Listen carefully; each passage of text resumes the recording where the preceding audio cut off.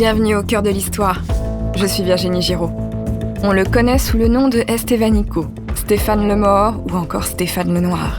Il est le premier Marocain, mais aussi le premier Nord-Africain à avoir participé à la conquête du Nouveau Monde quelques années après la découverte des Amériques par Christophe Colomb.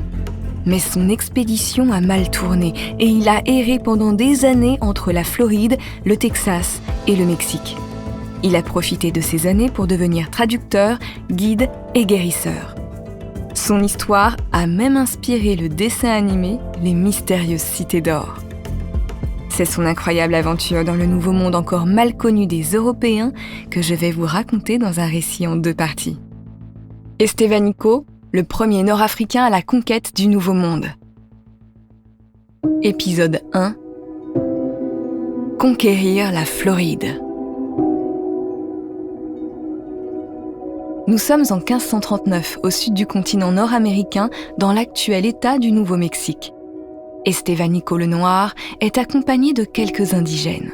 Il sert de guide à une expédition espagnole qu'il précède. Chez les Indiens d'Amérique, il est reconnu comme un guérisseur. Pour se faire annoncer dans les villages où il arrive, il a pris l'habitude d'envoyer une gourde remplie de potions à base de plantes médicinales à ses futurs hôtes. Grâce à ce cadeau, on lui réserve généralement un bon accueil. Pour cette prise de contact, il a demandé à un émissaire de déposer sa gourde garnie de plumes de hibou à Awiku, une bourgade peuplée par les Indiens Zuni. Mais cette fois, Estevanico ne sera pas accueilli avec la bienveillance à laquelle il est accoutumé. Il ne sait pas qu'il vient d'envoyer aux Zuni un funeste présage.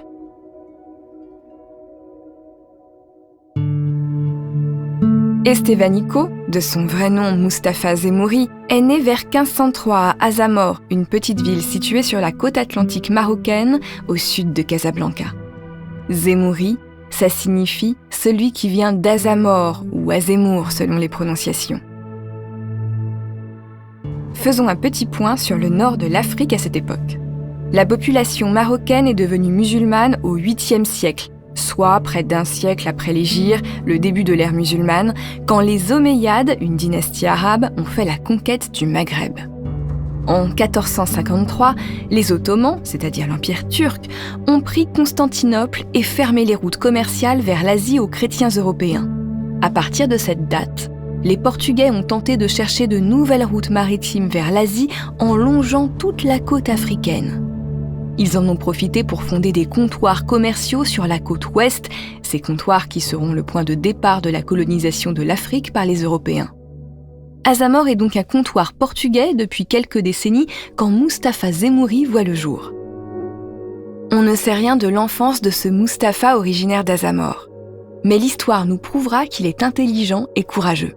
C'est d'ailleurs peut-être pour ses qualités qu'il est choisi par les Portugais pour être vendu comme esclave au moment de son adolescence.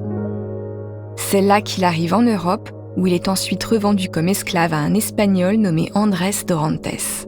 Cet homme est issu de la bourgeoisie de Ribraleón, une petite ville d'Andalousie située à quelques kilomètres de la côte atlantique et de la frontière entre le Portugal et l'Espagne. Malgré les prémices de l'esclavagisme africain, n'allez pas croire que les souverains européens sont à l'aise avec le concept de servitude. L'esclavage est interdit depuis le XIVe siècle en France métropolitaine. Et en 1526, le roi Charles Quint interdit l'esclavage des Indiens sur l'ensemble de son territoire, y compris dans le Nouveau Monde, de l'autre côté de l'Atlantique. Depuis la découverte des Caraïbes et des Amériques à partir de 1492 par Christophe Colomb, les souverains espagnols considèrent les autochtones comme leurs sujets à chaque fois que leur territoire est annexé par la couronne d'Espagne. En revanche, la loi ne protège pas les Noirs qui sont désormais au cœur du commerce triangulaire naissant. Ce commerce triangulaire, vous en avez tous entendu parler, c'est une équation commerciale simple. Il s'agit d'un circuit qui part des ports européens avec de la verroterie, c'est-à-dire des perles de verre et des grelots. Ces objets sans grande valeur sont offerts aux chefs africains des villages côtiers. Et ces peuples noirs qui ont des rapports privilégiés avec les Européens leur fournissent en échange de ces biens d'autres Noirs issus de peuples qu'ils jugent eux-mêmes comme leurs inférieurs. Et ce sont ces hommes et ces femmes vendus par des tribus noires puissantes qui sont acheminés comme esclaves vers le Nouveau Monde. les mêmes bateaux rentrent ensuite en Europe, les cales pleines d'or, de tabac, de coton et de sucre. Mais Mustapha n'est pas un noir des zones subsahariennes. Il vient d'Afrique du Nord. Aux yeux de son nouveau maître et des Européens, Mustapha est donc un Maure, c'est-à-dire un habitant de l'actuel Maghreb. Il a cependant la peau assez sombre pour qu'on le surnomme le Noir. On sait que depuis l'Antiquité, il y avait des groupes de population à la peau foncée au sud du Maghreb. Estevanico vient peut-être de l'un d'eux. Mais le destin d'Estevanico ne s'arrête pas à l'esclavage. Ce n'est que le début de son histoire. En 1527, Andrés Dorantes décide de participer à une expédition de colonisation vers le Nouveau Monde. Pour l'occasion, il décide manifestement de faire baptiser son esclave parce qu'un musulman n'est pas censé s'engager sur un bateau.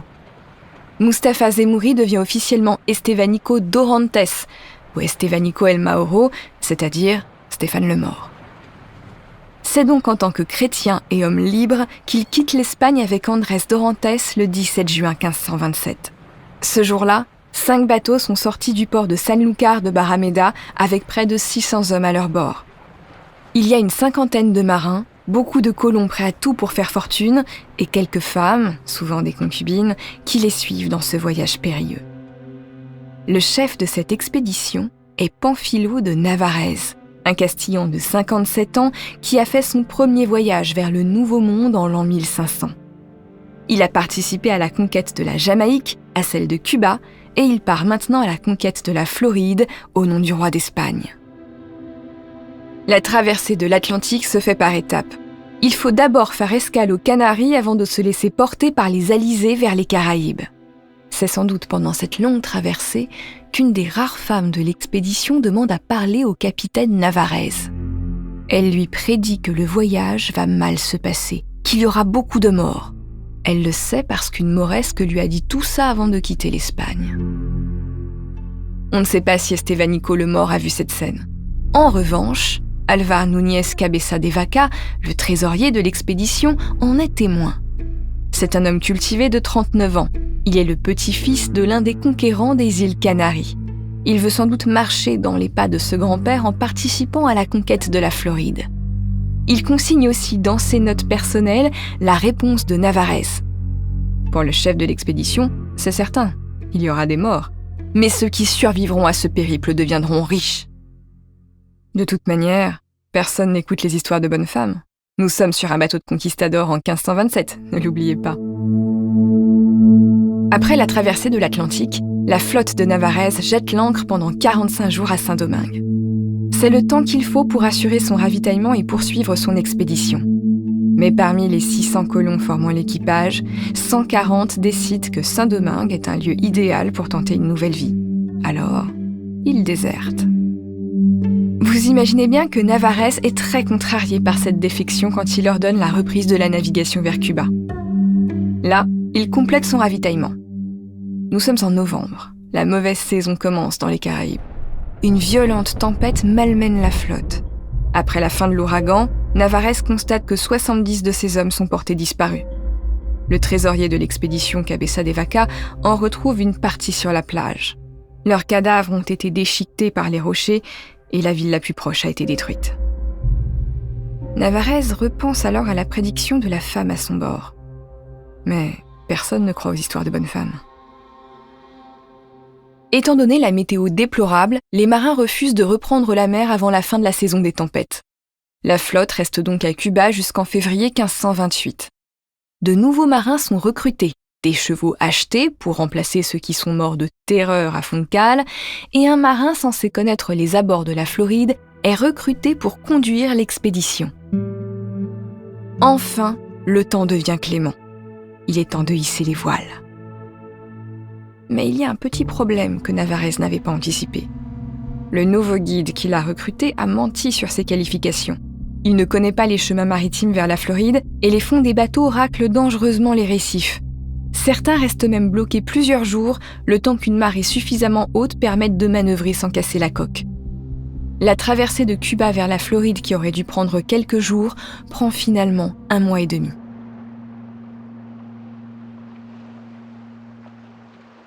Le 11 avril 1528, sur le pont d'un des bateaux de l'expédition, Estevanico contemple les côtes toutes proches de la Floride.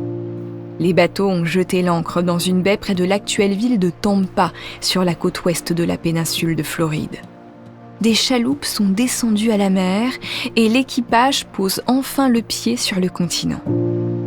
À 25 ans, Estevanico le Mort est le premier Nord-Africain à participer à la conquête du Nouveau Monde. Les hommes avancent avec prudence vers un village indien situé près de la plage.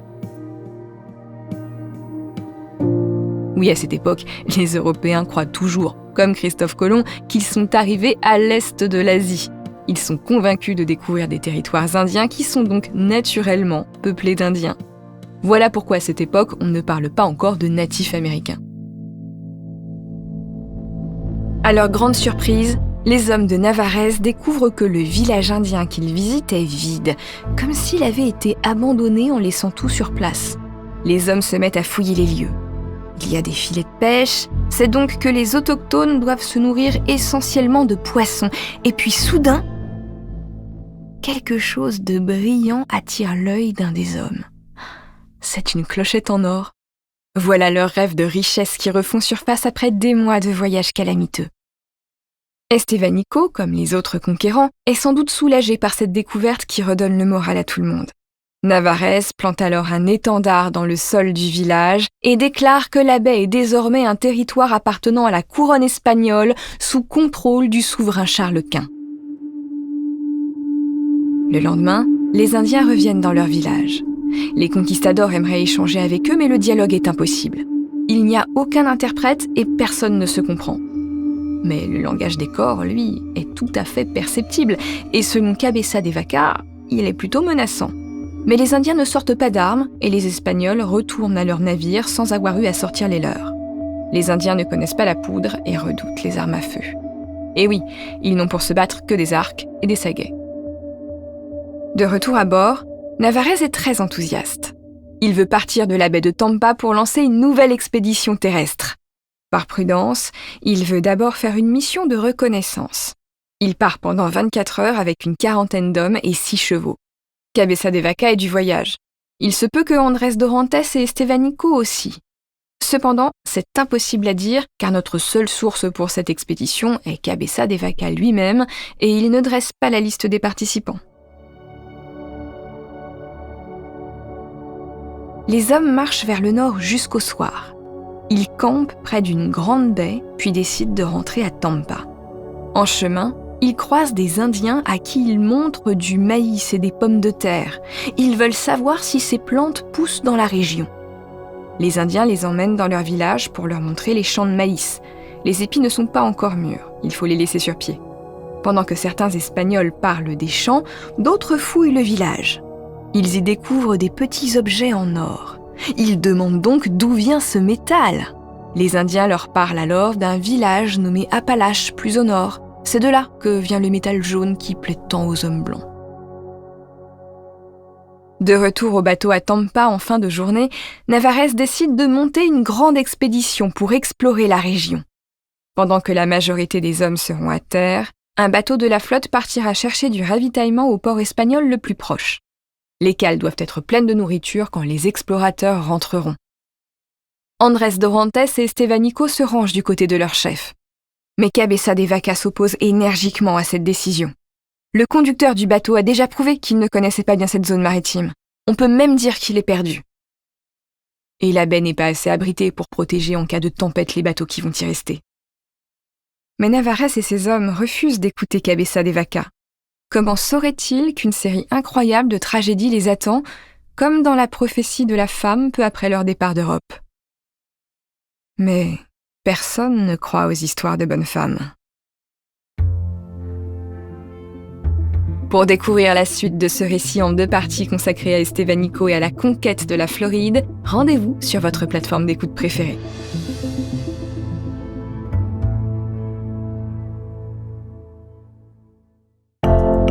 Bienvenue au cœur de l'histoire. Je suis Virginie Giraud. Dans le premier épisode de ce récit consacré à Mustapha Zemouri, le Mort a été vendu comme esclave par des Portugais. Converti au christianisme, baptisé Estevanico et probablement affranchi, il suit son maître Andrés Dorantes dans l'expédition de Navarrese à la conquête de la Floride. Le voyage a mal commencé. Plusieurs marins ont déserté, le nouveau guide recruté dans les Caraïbes ne connaît pas les ports de la région, et une tempête a tué 70 marins. Les explorateurs se trouvent désormais dans la baie de Tampa, à l'ouest de la Floride. Ils doivent choisir entre poursuivre leur exploration terrestre ou revenir plus tard dans de meilleures conditions. Épisode 2. Mektoub, le destin d'un mort.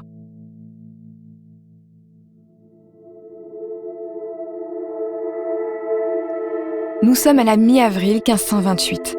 Navarrese, le chef de l'expédition vers la Floride, veut maintenant partir à pied pour découvrir le continent. Le trésorier de l'expédition, Cabeza de Vaca, n'est pas d'accord. Pour lui, la baie de Tampa n'est pas assez sûre. Les bateaux seraient en danger à la moindre tempête. Il faudrait se ravitailler, trouver une baie plus sûre et partir quand les conditions seraient meilleures. Mais Navarrese refuse de l'écouter. Il partira explorer la Floride. Dorantes et Estevanico sont manifestement du côté de leur capitaine. Navarrese propose à Cabeza de Vaca de rester à bord des bateaux pour les surveiller, mais celui-ci refuse. Il préfère suivre l'expédition plutôt que de passer à la postérité pour un lâche.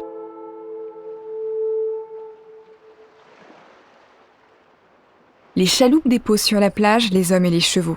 Plus de 80 personnes s'élancent dans les terres. La région ressemble aux Everglades. C'est une succession de bois, de marais, de mangroves. La chaleur et l'humidité sont insupportables. La vermine grouille. Pour les guider dans cet enfer vert, les explorateurs ont obligé quelques Indiens à les suivre.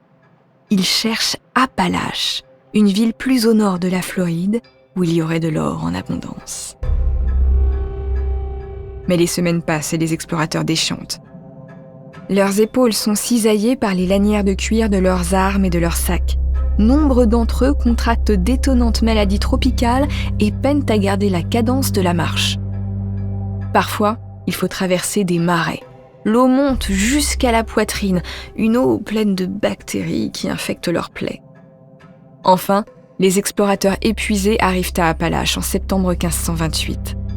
Ce village se situe dans la baie au nord-ouest de la péninsule de la Floride, là où commence le continent. Lorsque les Européens pénètrent dans le village, il n'y a que des femmes et des enfants. Ils sont très étonnés. Ils se demandent où sont passés les hommes.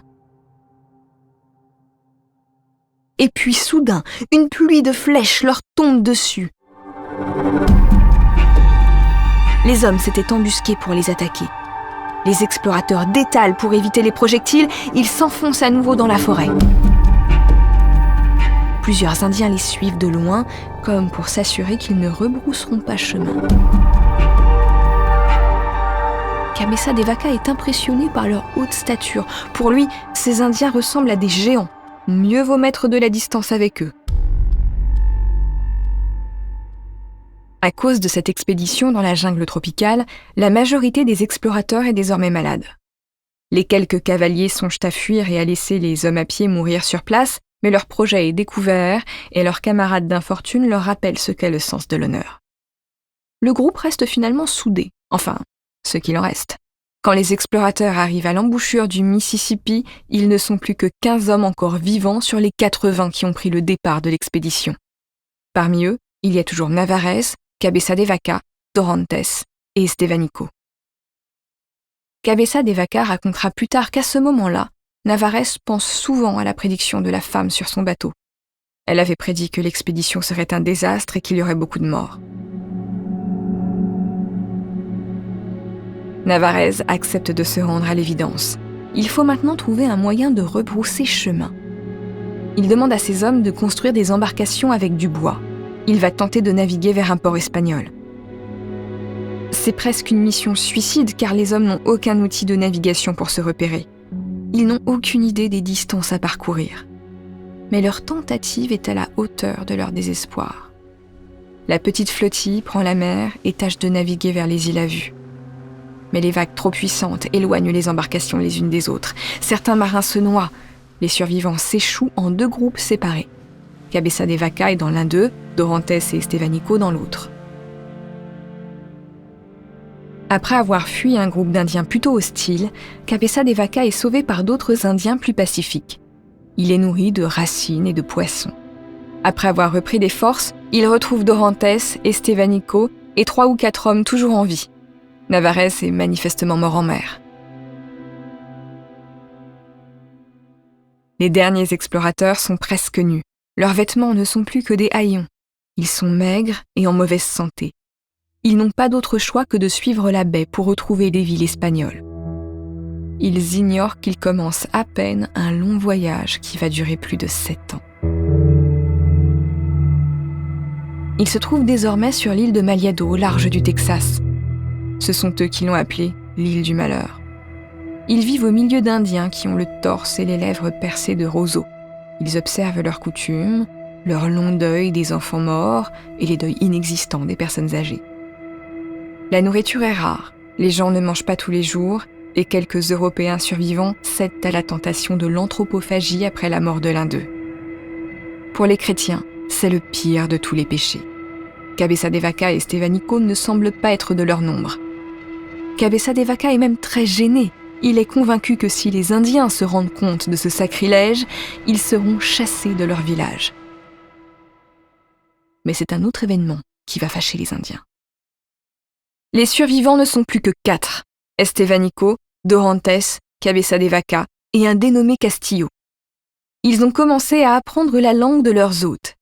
Estevanico, peut-être parce qu'il est lui-même un déraciné, se montre très doué pour cet exercice. Les Européens remarquent que les Indiens pensent guérir leurs malades en soufflant sur eux pour chasser le mal. Or, les Indiens imaginent que les Européens sont des sortes de chamans ou qu'ils ont une nature divine. Ils leur demandent donc de soigner leurs malades. Les 4 survivants refusent et se moquent de la crédulité des Indiens. Mais les Indiens le prennent comme un affront et cessent de nourrir les 4 naufragés jusqu'à ce qu'ils guérissent leurs malades. Après quelques jours, les hommes cèdent. Les Indiens leur amènent leurs moribonds et leurs paralytiques. Les 4 survivants leur soufflent dessus, font des signes de croix sur leur visage et prient toute la nuit pour que Dieu les guérisse. Castillo, qui, ironie du sort, est fils de médecin, est terrorisé. Il pense que ses péchés empêcheront un miracle. Mais le miracle a lieu. Nous, on parlerait d'effet placebo à coup sûr, mais les malades et les paralytiques se lèvent dès le lendemain matin et semblent en parfaite santé. Les 4 survivants sont désormais considérés comme de puissants guérisseurs et reçoivent des cadeaux. Les semaines, les mois passent. Cabeza de Vaca est mal en point quand les 3 autres décident de reprendre leur expédition. Il fait donc le choix de rester sur place et il vit seul au milieu des Indiens dans un état qu'il qualifie de liberté absolue. Il n'a aucune contrainte et vit du troc. Les autres reviennent le chercher environ 1 an plus tard. Les retrouvailles sont chaleureuses. Les 4 survivants reprennent leur voyage à pied sur le continent. Ils suivent la côte vers l'ouest en espérant trouver une ville espagnole. Mais il n'y a pas de ville espagnole dans l'actuel état du Texas au début des années 1530. Les 4 hommes sont tantôt aidés par les Indiens, tantôt capturés et tenus en esclavage. Leur quotidien est fait de fuites de village en village et de moments de famine. Pendant ces années, Estevanico apprend les langues locales et se fait comprendre de plus en plus facilement. Il cultive son image de guérisseur et apprend probablement à maîtriser quelques plantes médicinales. Au fil de leur voyage à travers le Nouveau-Mexique et l'actuelle côte californienne, les 4 explorateurs gagnent une réputation de guérisseurs itinérants. Ils sont maintenant de mieux en mieux accueillis dans les villages qu'ils croisent et accomplissent des miracles. Le 15 mai 1537, ils arrivent enfin à San Miguel, un tout petit village chrétien avec quelques colons sur la côte ouest de l'actuel Mexique. Les Européens sont très étonnés de les voir habillés à l'indienne. Estevanico joue complaisamment la carte du chaman. Il a décoré sa tenue de plumes de hibou. Après avoir aidé les habitants de San Miguel à ériger une église, les 4 naufragés partent plus au sud vers une colonie nommée Compostelle. Ce sera une étape vers la ville de Mexico où le vice-roi de Nouvelle-Espagne, Antonio de Mendoza, pourra les aider. Arrivé dans cette grande ville, Cabeza de Vaca supplie Mendoza de lui permettre de rentrer en Espagne. Il débarquera à Lisbonne le 15 août 1537. De retour en Espagne, il écrira ses années d'aventure dans un ouvrage intitulé « Voyages, relations et mémoires pour servir l'histoire de la découverte des Amériques ». Mendoza, quant à lui, est très intéressé par l'expédition des survivants et souhaite en monter une nouvelle où Andrés Dorantes serait le guide. Épuisé par une décennie d'errance, Dorantes refuse et propose à Estevanico de prendre ce poste. Dorantes préfère s'installer en Nouvelle-Espagne où il se mariera 2 fois. Pour Estevanico, l'aventure continue. Le frère franciscain Marcos de Niza est convaincu que les survivants sont passés tout près de l'une des 7 cités d'or de Cibola, une province mystérieuse qui abriterait un réseau de villes entièrement recouvertes d'or. Cette légende existe sur le vieux continent depuis le XIIe siècle. Depuis la découverte du Nouveau Monde, on pense que ces cités d'or sont là, à portée de main. Vers la fin de l'année 1538, le vice-roi Mendoza envoie donc une expédition vers les territoires qui correspondent aujourd'hui au Nouveau-Mexique et à l'Arizona. Estevanico a 35 ans. Il parle désormais plusieurs langues locales et il est reconnu par beaucoup d'Indiens comme un guérisseur respectable. Il est le traducteur et le guide du frère Marcos de Niza. Mais le franciscain est jaloux des talents et du respect qu'Estevanico inspire aux Indiens. Pour mettre de la distance avec lui, il l'envoie en éclaireur avec un groupe d'Indiens. Estevanico marche avec 1 ou 2 journées d'avance sur le groupe de Marcos de Niza. Pour annoncer son arrivée dans un village, il a pris l'habitude d'envoyer une gourde de potions médicinales qu'un messager apporte au cacique. Cette gourde est ornée, comme lui, de plumes de hibou. Dans le courant de l'année 1539, il fait apporter sa gourde au chef du village Ahuicu dans l'actuel Nouveau-Mexique. Or, pour les Indiens Zuni qui vivent dans cette région, les plumes de hibou sont un présage de mort. Lorsqu'Estevanico arrive chez les Zuni, il est attendu de pied ferme par des guerriers, arrêté et emprisonné. Les Zuni le prennent pour un mauvais chaman ou un espion à la solde d'autres tribus indiennes. Les sources sont floues, mais il est manifestement assassiné dans un village à l'âge de 36 ans. Il n'y a que peu de textes espagnols qui évoquent l'incroyable destin d'Estevanico, qui est surtout connu grâce aux écrits de Cabeza de Vaca. Le Maroc cherche à en faire aujourd'hui un personnage héroïque de son histoire. Mais si vous aimez les dessins animés, il y a de fortes chances que cette histoire vous évoque des souvenirs d'enfance. Estevanico, Petit Esteban, Mendoza, les cités d'or. Je sais que vous êtes nombreux à avoir reconnu ces références. Le périple d'Estevanico a inspiré le dessin animé franco-japonais Les Mystérieuses Cités d'Or. C'est un bel hommage à cet aventurier au destin hors du commun, le premier Nord-Africain à avoir participé à la conquête du Nouveau Monde.